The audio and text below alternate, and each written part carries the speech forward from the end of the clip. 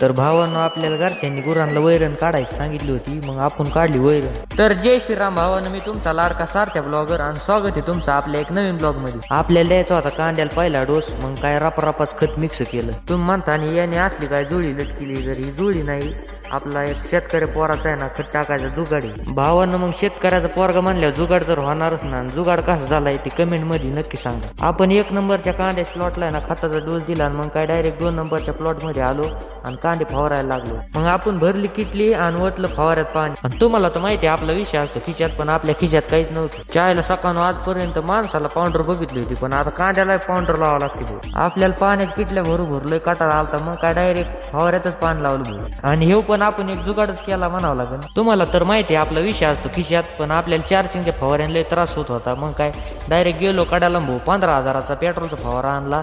मग काय नुसतं भारच फवारायला लागलो. आपल्या फवाऱ्याचं पीटीला इंजन, मग काय 140चं पीठ लावलं आणि सणाना फिरी लागलो फवारायला. तर भावानं मी तुम्हाला म्हणलं होतं मामाने काय गिफ्ट दिले ते पुढील व्हिडिओ मध्ये 100% सांगणार. आणि मामाने आपल्याला गिफ्ट दिले म्हणजे 65,000चा मोबाईल दिलाय भाऊ. आपल्या व्हिडिओ बनायला चांगला मोबाईल नव्हता, आता काय क्वालिटी क्वांटिटी सांगायची भाऊ. भावानं व्हिडिओ आवडल्यास नक्की लाईक करा, फॉलो करा आणि शेअर करा. चला मग बाय बाय, भेटूया आपल्या पुढील नवीन ब्लॉग मध्ये.